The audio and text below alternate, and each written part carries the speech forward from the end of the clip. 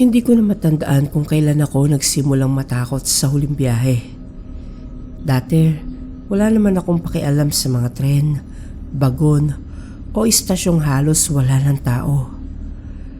Sa isang lungsod na hindi natutulog, normal lang ang umuwi ng hating gabi. Normal lang ang makisiksik sa tren. Tipikal ang mastak sa pagitan ng mga istasyon at pangkaraniwan ang makasabay ang mga mukhang wala ng emosyon dahil pagod na rin sa trabaho at paulit-ulit na pag-uwi. Ngunit may isang gabi na binago ng iisang bagon ang paraan ng pagtingin ko sa lahat ng biyahe pa uwi. Nagsimula iyon minsan ako ay nag-overtime. Halos 3 linggo akong sabog sa trabaho noon. Nasa isang advertising agency ako bilang copywriter at kapag may campaign na malapit na ang pitch, wala nang silbi ang salitang uwian. Lahat kami sa team ay sanay nang kumain sa desk, matulog sa office couch at mag-revise ng deck kahit nanginginig na sa antok ang mga mata. Ngayong gabi yon, Biyernes pa, kaya doble ang pagod ng lahat. Habang ang ibang tao ay palabas para mag-inom o umuwi ng maaga, kami na may nagtatanggal pa rin ng 3 salita sa headline na pinagtatalunan mula pa alas 5. Alas 11:40 ng gabi nang tuluyan akong makalabas sa building. Pagod na pagod ako, gutom at may manipis na sakit ng ulo na nanggagaling sa ilaw ng screen at sa sobrang dami ng kape. Ang pinakamadaling paraan pa uwi sa apartment ko ay ang subway. Kung mamimiss ko ang huling 2 biyahe, wala na akong ibang option kung hindi taxi at hindi ko kayang gumastos ng ganoon sa mga panahong iyon. Halos wala ng tao sa estasyon pagdating ko. May iilang commuters pa sa malayong bahagi ng platform. May isang maintenance worker na nakatungo sa map niya at isang babaeng naka-office heels na tahimik na nakatitig sa riles. Ang ilaw ng estasyon ay mas maputla kaysa sa gabi. Kahit pareho naman ang bumbilya, iba ang dating nito kapag kaunti na lang ang tao at mas malakas ang echo ng mga sapatos sa tiles. Dumating ang tren ng walang anunsyo. Hindi ko agad iyon napansin. Karaniwan, may chime muna, saka recorded voice na magsasabing paparating na ang susunod na tren. Ngunit sa pagkakataong iyon, basta ko na lang napansing may ilaw na sa dulo ng tunnel at maya-maya ay naroon na ang bagon sa harap ko. Medyo kakaiba rin ang dating nito. Hindi siya luma, pero mas madilim ng bahagya ang katawan ng tren at tila hindi gaanong maliwanag sa loob kumpara sa mga nakasanayan kong sakyan. Ngunit dahil pagod na ako at gusto ko na lang ang makaupo, hindi ko na iyon pinansin. Sumakay ako sa pinakahuling bagon. Wala akong partikular na dahilan. Mas maluwag lang kadalasan doon at ayoko ng siksikan sa gitna. Pagpasok ko, napansin kong 5 lang ang pasahero sa buong bagon. Isang matandang babaeng may itim na guwantes at maliit na bag na parang mula pa sa ibang dekada. Isang lalaking naka-hoodie na hindi ko makita ang buong mukha dahil yuko ng yuko. Isang binatilyong may malaking backpack na yakap-yakap ang strap na para bang may laman itong mahalaga. Isang middle-aged na lalaki sa pinakadulo na hindi kumukurap at nakatitig lang sa refleksyon sa bintana. At isang babae sa bandang gitna na may puting coat at nakaupo ng tuwid na tuwid. Ang kamay ay nasa kandungan na para bang hindi siya pasaherong pauwi kung hindi bisita sa sariling lamay. Ako ang pang-6. Tahimik ang bagon. Hindi iyon ordinaryong katahimikan lang dahil pagod ang mga tao. Mas tama siguro sabihin kakaunti ang tunog sa loob. May ugong naman ang tren. May mahina ring kalansing habang umaandar. Ngunit ang dapat na naroon, ang pag-ubo, pagkuskus ng sapatos, ang pagdipat ng upo, ang tunog ng phone notifications, Parang wala. Kahit ako mismo, nang ilapag ko ang bag ko sa katabing upuan, tila mas mahina kaysa sa dapat ang tunog nito. Umupo ako sa may bintana. 3 istasyon ang lumipas na walang kakaiba, o baka hindi ko lang agad napansin ang pattern dahil sa pagod. Sa ika-4 na hintuan, bumukas ang pinto. Walang bumaba o maski sumakay. Normal lang sana iyon. Ngunit nang magsara ang pinto at umandar ulit ang tren, napansin kong pareho pa rin ang tanawin sa labas ng bintana. Hindi ko ibig sabihing madilim lang, kaya mukhang pare-pareho. Kabisado ko ang ruta na yon. Alam ko kung aling bahagi ay tunnel, ang may station lights, at ang may maikling silip sa service wall na puno ng kable. Ngunit sa pagkakataong iyon, parang umikot lang sa iisang segment ng tunnel ang tren. Parehong ilaw sa kanan, parehong stain sa pader, parehong emergency box na nadaanan na ng 2 beses. Tinignan ko ang route map sa itaas ng pinto. Patay. Lahat ng ilaw sa route strip ay wala. Ang masama, maging ang digital sign na nagsasabing susunod na istasyon ay nakablangko. Tumunog ang speaker. Mahina muna, puro static. Pagkatapos ay may boses ng announcer, ngunit hindi malinaw. Parang sinasalita ang pangalan ng istasyon mula sa ilalim ng tubig. Hindi ko maintindihan, ngunit ang mas nakakatakot, wala ni isa sa ibang pasahero ang kumilos. Hindi sila nagtaasan ng ulo. Hindi rin nila tinignan ang pinto. Parang alam na nila ang susunod. Huminto ang tren. Bumukas ang mga pinto. Sa labas, platform pa rin, ngunit mali ang istasyon. Hindi ko pa iyon napupuntahan. Hindi rin siya mukhang bahagi ng subway line na sinasakyan ko. Mas makipot ang platform, mas dilaw ang ilaw, at ang station sign ay luma ang font. Parang hindi updated sa kasalukuyang design ng transit system. May bench sa gitna at vending machine sa dulo, ngunit walang tao roon. Walang bumaba o maski sumakay. Nagsara ang pinto at umandar muli ang tren. Doon ako nagsimulang kabahan.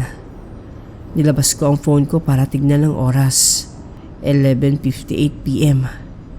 Makalipas ang ilang minutong pakiramdam ko ay sapat na para sa 2 o 3 hintuan.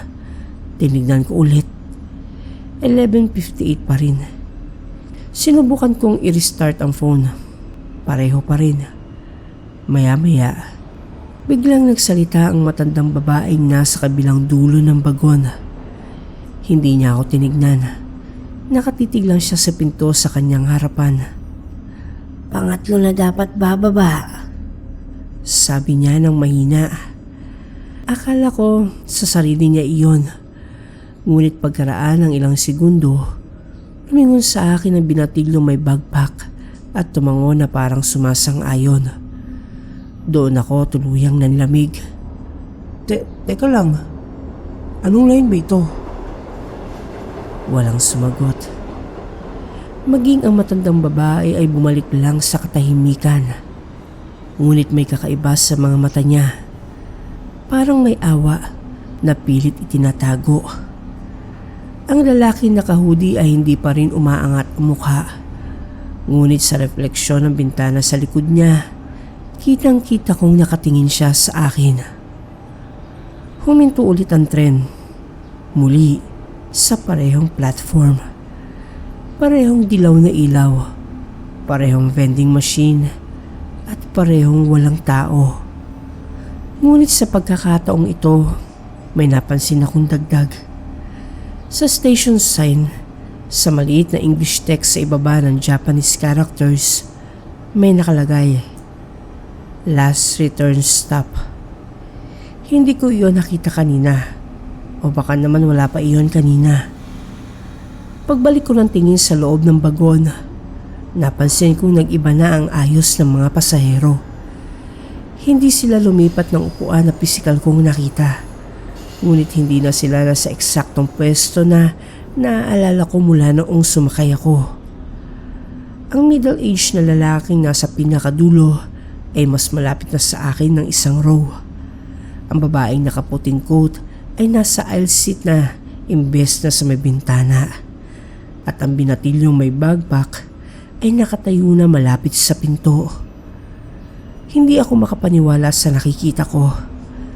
Kahit pagod ako, alam kong hindi ganoon gumagana ang aking memorya. Hindi basta malilimutan ang mismong pwesto na 5 tao sa halos bakanting bagon kung may kakaibang kaba ng nararamdaman. Nagsimulang bumilis ang tibok ng aking puso. Humawak ako sa handle sa tabi ng pinto at tinangkang buksan ang emergency intercom. Walang tunog. Wala ring operator.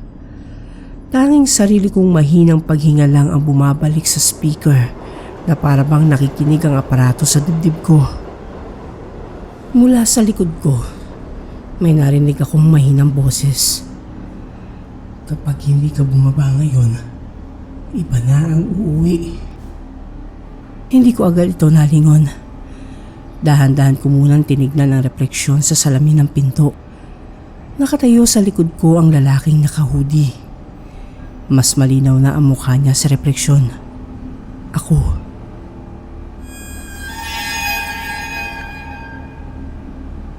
Hindi lubos sa unang tingin, ngunit sapat na para makilala ko. Nandoon ang pilat sa gilid ng kilay ko, ang bahagyang hindi pantay na panga, at ang specific na bagsak ng balikat ko kapag sobra na akong puyat. Ngunit may isang bagay na hindi tama. Sa refleksyon, mas payat siya at tila mas tahimik na para bang ilang buwan na siyang hindi nagsasalita ng malakas. Hindi pa rin ako lumingon. Hindi ko rin alam kung bakit. Siguro dahil sa takot na kapag nakita ko siya sa totoong paningin, tuluyan na akong maniniwalang hindi ito simpleng panik. Narinig ko ang hakbang niya sa sahig ng bagon. Isang hakbang lang. Malapit na siya. Huminto ang tren sa 2 ulit. Mas malakas ang ugong ng pinto habang bumubukas. Mula sa platform, pumasok ang malamig na hangin na may amoy ng basang semento at lumang bakal. Hindi pa rin gumagalaw ang mga ilaw. Wala pa rin pagbabago sa vending machine. Ngunit may bago na naman. May isang lalaking nakatayo sa labas ng pinto. Ako rin. Hindi yung nasa likod ko sa bagon. Iba pa. Mas maayos ang buhok. Mas tuwid ang tayo. At hawak niya ang parehong bag na gamit ko. Ngunit mas luma at kupas ng bahagya na para bang matagal na niya itong bitbit. Nanindig ang mga balahibo ko mula batok hanggang braso. Nasa loob ko ang isa kong version, sa likod ko. Nasa labas naman ang isa pa. At pareho silang nakatingin sa akin. Nagbukas ng bibig ang nasa platform.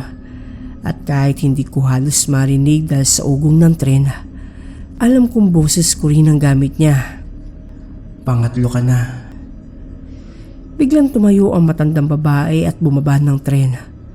Walang lingon-lingon, maski pag-aalinlangan. Sumunod ang binatilyo. Pagkatapos ay ang babaeng nakaputing coat. Walang ekspresyon ng kanilang mga mukha habang isa-isa silang dumadaan sa pinto. Parang matagal na nilang alam ang tamang sandali at ang tamang kilos. Naiwan lang ako at ang middle-aged na lalaking hindi kumukurap sa loob ng bagon. At ang lalaking kamukha ko sa aking likod. Pagkatapos ay nagsalita sa unang pagkakataon ng middle-aged na lalaki. Hindi niya ako tinignan. Tinitigan lang niya ang kanyang refleksyon sa bintana. Late ka sa pagkakaalam ko, sabi niya. Hindi unang biyahe ang mahalaga. Ang mahalaga kung pang ilang balik mo na ito. Kasabay noon, biglang nag-flash ang ilaw sa loob ng bagon. Sandali lang. Ngunit sa iisang kisap matang iyon, may nakita ko sa refleksyon ng bintana na hindi ko na mabubura sa isip ko kahit anong gawin ko. Puno ang bagon. Hindi kami tatlo lang. Mahigit 20 ang nakaupo sa refleksyon.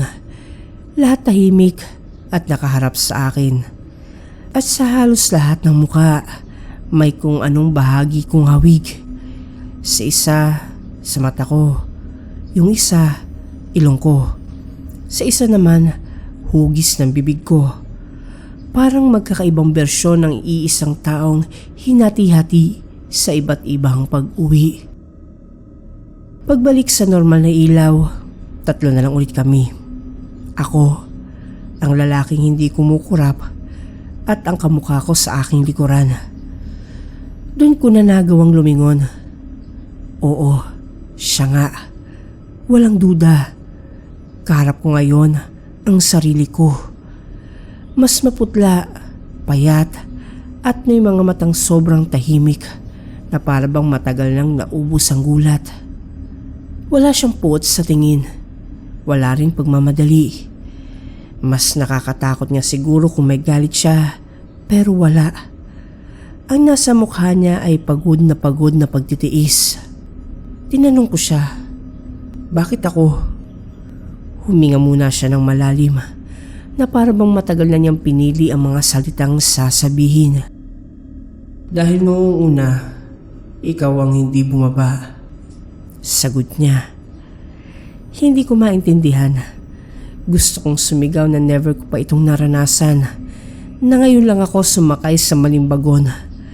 Na ngayon ko lang nakita ang istasyong ito. Ngunit sa mismong sandaling iyon, may biglang tumama sa akin na alaala. Hindi malinaw, hindi rin buo, pero sapat para masuka ang aking sikmura. Isang gabing sobrang pagod din ako.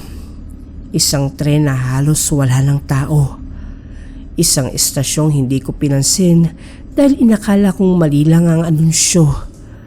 Isang pakiramdam na may nawawala sa biyahe, ngunit ipinilit kong makauwi.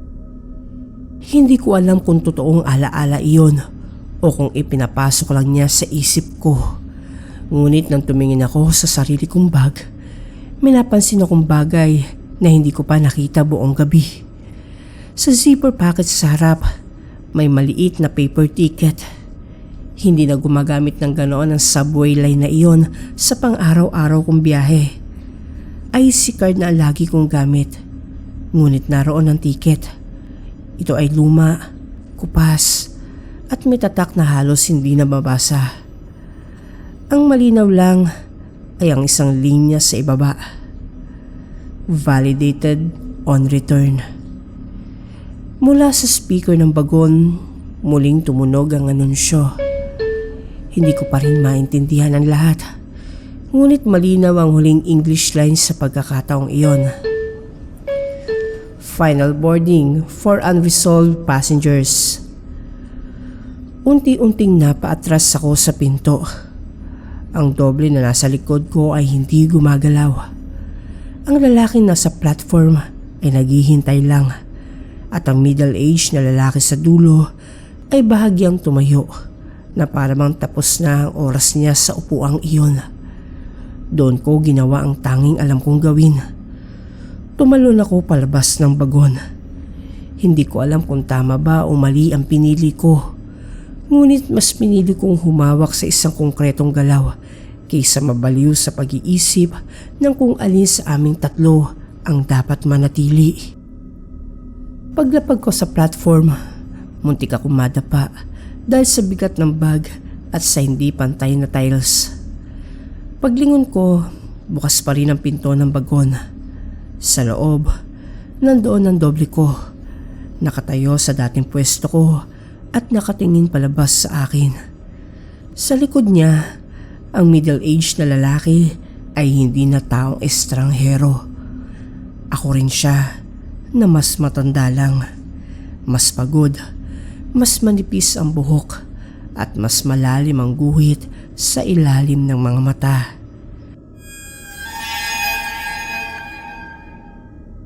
Nagsara ang pinto at umandar ang tren. Hindi mabilis, dahan-dahan, na para bang gusto nitong siguraduhin makikita ko ang sarili kong naiwan sa loob habang papalayo ito sa istasyon. Ako ang naiwan sa platform. Humihingal, nalilito, halos hindi makatayo ng maayos.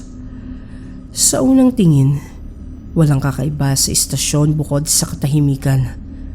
Ngunit ang sumilip ako sa station sign, wala na roon ang English text. Wala na rin ang pangalang mababasa. Blanko na ang buong panel na parang tinanggal ang pagkakakilanlan ng lugar pagkatapos nitong gawin ang kailangan nitong gawin. Wala rin ang vending machine, walang mga bench, at ang masama, nang lingunin ko ang tunnel kung saan umalis ang tren, hindi na iyon mukhang modern subway line. Mas luma ito, mas makipot, at parang hindi para sa regular na pampublikong biyahe kundi sa isang bahagi ng lungsod na hindi na ginagamit ngunit patuloy pa rin nag-e-exist para sa mga maling oras at maling pasahero. Wala akong pagpipilian kundi hanapin ang exit. Matagal bago ko ito nakita, o baka hindi naman talaga matagal at nag-iba lang ang pakiramdam ng oras sa lugar na iyon. Ang natatandaan ko lang ay ang mahabang hallway ng tiles, ang kahabaan ng fluorescent lights, at ang pakiramdam na may mga bagon pa rin dumarating sa kabilang linya kahit wala naman akong naririnig na anunsyo. Pagdating ko sa dulo ng hallway, may hagdan pa itaas. Pag-akyat ko, hindi lungsod ang nasa labas. Terminal pa rin, ngunit parang mula sa ibang dekada. Mas kaunti ang ilaw at iba ang style ng mga poste. Wala rin tao sa ticket booth, kundi isang clerk na nakaupo ng tuwid at nakatingin sa akin na para bang hindi siya nagtataka kung bakit may pasaherong lumabas sa walang pangalang platform. Lumapit ako sa kanya, nanginginig pa rin ang mga tuhod ko. "Tama ba tong istasyon? Anong line to?" Tanong ko. Hindi agad siya sumagot. Tumingin muna siya sa likod ko, sa direksyon ng hagdan, na para bang tinitiyak kung may sumunod ba sa akin. Pagkatapos ay saka siya nagsalita. "Depende. Pang ilang balik mo na ba?" Sabi niya. Hindi ko na maalala ng malinaw ang mga sumunod. Ang tanging natatandaan ko ay ang matinding hilo, ang tunog ng malayong preno ng tren at ang malamig na pakiramdam na parang may humawak sa likod ng bato ko mula sa mismong istasyong pinanggalingan ko. Nagising ako sa maliit na office ng station master, sa totoong istasyon, sa normal na linya. Ayon sa staff, natagpuan daw nila akong nakaupo sa dulo ng platform, tulala at hindi makasagot ng maayos. Wala raw akong ticket, wala raw akong top record sa card ko para sa entry ng gabing iyon, at wala rin daw CCTV footage na malinaw kung saan ako nanggaling. May ilang bahagi raw na nawawala ang video sa pagitan ng 11:50 PM at 12:06 AM dahil sa signal issue. Tinawagan ko agad ang kapatid ko. Ayon sa kanya, hindi raw ako sumakay ng huling tren dahil bandang 11:45 PM, nag-message raw ako sa kanya na maghihintay na lang ako ng unang biyahe sa umaga at magpapalipas ng gabi sa opisina. Ipinakita pa niya sa akin ang screenshot ng message, personal ko ang number at sarili kong writing style. Pero ang masama, habang binabasa ko yon sa phone niya, may isa pang pumasok na bagong mensahe mula din sa akin. "Nakarating na ako. Ikaw na lang ang kulang sa susunod na bagon." Mula noon, hindi na ako sumasakay sa pinakahuling bagon. Minsan, hindi na ako sumasakay ng huling tren mismo. Mas mabuti nang gumastos sa taxi o magpalipas ng gabi sa opisina kaysa mapilitang makaupo sa isang bagong set ng tahimik na upuan at maliwanag na ilaw na masyado maputla para sa normal na biyahe. Ngunit may mga bagay na hindi mo natatakasan sa simpleng pag-iwas. Paminsan-minsan, habang nasa normal akong biyahe sa gitna ng bagon, napapansin kong may isang pinto sa kabilang tren na dumadaan sa tapat ng amin. Sa salamin na nadaraan ng bintana, may nakupurong lalaking nakatingin sa akin. Minsan mas matanda, minsan mas bata, minsan pagod na pagod, minsan kalmado. Ngunit palaging ako. At sa bawat tingin, para bang gusto niyang sabihin ang parehong bagay na hindi ko pa rin matanggap kahit ilang buwan na ang lumipas. Na baka hindi ako yung totoong nakababa sa tamang istasyon at baka ang mas tahimik, mas maingat, mas sanay na bersyon ko sa huling bagon ang totoong marunong nang umuwi.